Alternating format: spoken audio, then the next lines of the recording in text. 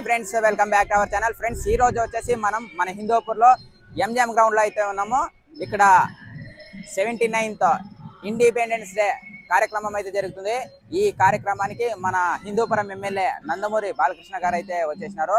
ఆ విజువల్స్ ని మొత్తం ఇక్కడ ఏ విధంగా ఇక్కడ కార్యక్రమం అనేది జరుగుతుంది అనేది చూసేద్దాం రండి। ఫస్ట్ టైం మీరు నా ఛానల్ ని చూస్తున్నట్టు లైక్ చేయండి, షేర్ చేయండి, సబ్స్క్రైబ్ చేయండి। నాకు స్ఫూర్తిదాయకుడైన ఆయనకి ఈ సభాముఖంగా నా శ్రద్ధాంజలి ఘటిస్తూ ఆయన కూడా తలుచుకుంటూ అందరితో పాటు ఉండరు। అలాంటి వాళ్ళు ఎంతోమంది వాళ్ళ ప్రాణ త్యాగాలకు ప్రతిఫలంగా మనకు స్వతంత్రాన్ని తెచ్చిపెట్టారు। వాళ్ళందరినీ కూడా ఈరోజు తలుచుకుని ఈరోజు ఏదైతే మనం ఈ ఒక విధమైన ప్రజాస్వామ్యం బ్రతుకుతున్నామో, స్వేచ్ఛ వాయువుని పీలుస్తున్నామో మనకు అందించిన వాళ్ళందరికీ ఈ సందర్భంగా మనం తలుచుకోవాల్సిన శ్రద్ధాంజలి ఘటించవలసిన అవసరం ఉంది। ముఖ్యంగా పిల్లలు ఉన్నారు ఇక్కడ।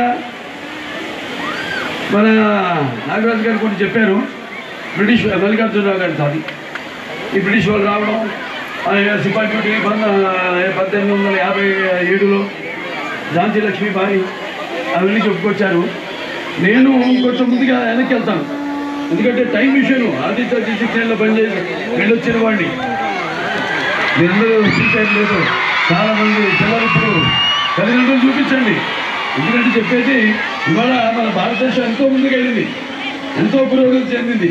ఇవాళ మనం అంతరిక్షంలోకి ఇస్రో ద్వారా మనం ఆస్ట్రోనాట్స్ పంపగలుగుతున్నాం అంటే ఇక్కడే కాదు, ప్రపంచంలో ఎక్కడ చూసినా మన భారతీయుల ఒక ప్రతిభ పాఠవాళ్ళు ఏ రంగంలోనూ కూడా ఆ రంగంలో అగ్రస్థానంలో ఉండి ఆ దేశ రాజకీయ లేకపోతే ఆర్థిక సామాజిక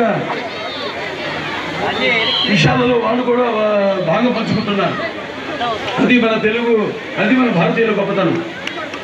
సరే, ఇక ముందుగా మన పురాణాల నుంచి మొదలు పెడితే మరి సత్యకోసం తండ్రి అమ్ముకున్నాడు హరిశ్చంద్రుడు, అలాగే తండ్రి మాటకే గారణవులకి ఎగాడు శ్రీరామచంద్రుడు, అన్నసేవక అంకితమయ్యాడు లక్ష్మణుడు, అదే ప్రతి దైవమని తరిచిపోయింది సీతమ్మ తల్లి, అలాగే చాకులతో సముద్రం నేర్పాడు రాటి పరనాటి బ్రహ్మన్న, మేడి పుట్టిలా మెరిసే సరిగా పుట్టి పెట్టాడు వేమన్న, వితంతువుల తల రాతలు మార్చి బతుకులు పండించాడు గురజాడ, తెలుగు భారతిని రాజ్యమే సాధించాడు బాపూజీ, అలాగే గుండుకు గుండె ఎదురొట్టి ప్రాణాలు కోల్పోయాడు ఆనాడు టంగుటూరి। అలాగే ఇక్కడి నుంచి ఎంతోమంది ఉన్నారు, ఇంకా కనపడని వాళ్ళు, ఒక అల్లూరి సీతారామరాజు గారు ఉన్నారు, ఒక పూలే గారు ఉన్నారు,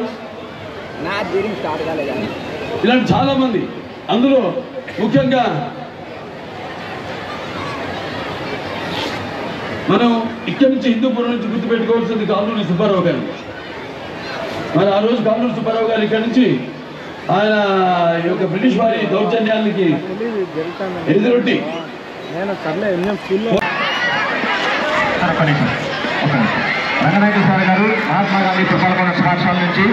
ఆయన పోటీ చేస్తే ఆయన మనం పోటీ పెట్టకుండా ఆయనకి మన తెలుగువాడు ఒక ప్రధానమంత్రి కావాలి అని ఆనాడు అత్యధికమైన మెజారిటీతో పివి నరసింహారావుని గెలిపించిన మహానుభావుడు నందమూరి తారక రామారావు గారు। పివి నరసింహారావు గారు మరి అలాగే ప్రధానమంత్రి అయిన తర్వాత ఎన్నో ఆర్థిక సంస్కరణలు చేశారు, అంటే లిబరలైజేషన్ అంటే ఆర్థికంగా సగటు మనిషికి లేకపోతే డబ్బున్న వాళ్ళకి వాళ్ళు అంటే ఎకానమిక్ డెవలప్మెంట్కి ఆయన ఎన్నో సంస్కరణలు తీసుకొచ్చారు। కానీ ఎన్టీఆర్ తెలుగుదేశం పార్టీ స్థాపించి ప్రజలే దేవుళ్ళు సమాజమే దేమో, అందులో నేను ఒక అర్చకుణ్ణి అని చాటి చెప్పిన మహానుభావుడు, అలాగే పేదవాళ్ళకు కావాల్సిన కనీస అవసరాల గుడ్డ అవసరాలను తీర్చిన మహానుభావుడు నందమూరి తారక రామారావు గారు। మన దేశంలోనే ఎక్కడ లేని విధంగా మొట్టమొదటిసారి కిలో బియ్యం 2 రూపాయలు ఇచ్చింది నందమూరి తారక రామారావు గారు। అలాగే నాడు విద్యుత్తులకి 30 రూపాయలు పెన్షన్ ఇచ్చింది ఎన్టీ రామారావు గారు। అలాగే మహిళలకు వాళ్ళ తండ్రి ఆస్తిలో సమాన ఇచ్చింది నందమూరి తారక రామారావు గారు।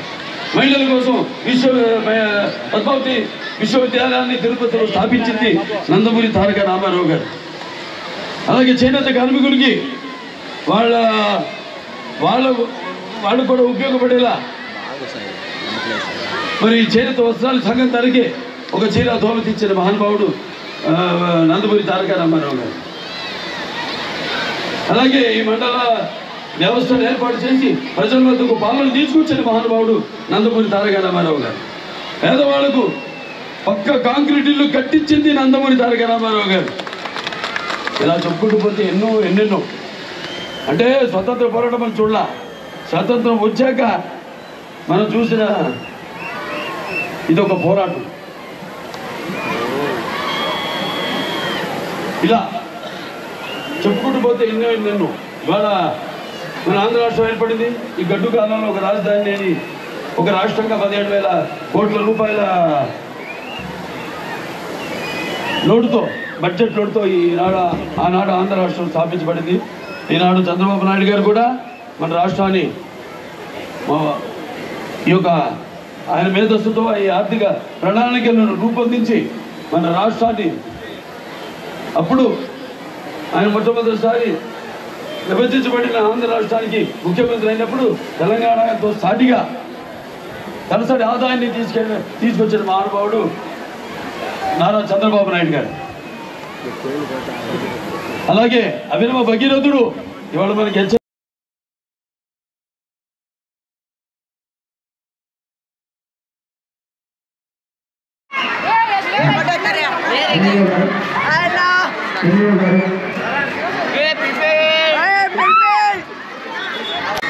హిందూపురం మున్సిపల్ చైర్పర్సన్ అయిన రమేష్ గారికి, అలాగే మన మున్సిపల్ కమిషనర్ గారికి, నాగరాజు గారికి, మిగతా కార్పొరేటర్లందరికీ, యువతరానికి ప్రతినిధులు, నవతరానికి నాయకులు, భావితరానికి భారతదేశ మహాశక్తి ఇక్కడ విచ్చేస్తున్న విద్యార్థులందరికీ, అలాగే ప్రెస్ వారికి, ఎలక్ట్రానిక్ అండ్ ప్రింట్ మీడియా వారికి, పోలీస్ శాఖ వారికి అందరూ కూడా నా ఈ యొక్క 79వ స్వాతంత్ర దినోత్సవ శుభాకాంక్షలు తెలియజేసుకుంటున్నాను. మరి సూర్యుడు అస్తమించిన బ్రిటిష్ సామ్రాజ్యాన్ని గడగడలాడించి ఆనాడు ఈ దాస్య శృంఖలాలను తెంచి మన స్వేచ్ఛా వాయువుల్ని ప్రసాదించిన ఎంతో మంది మహానుభావులు ఉన్నారు. ఎవరు పడితే వారిని మహానుభావులు అంటాం.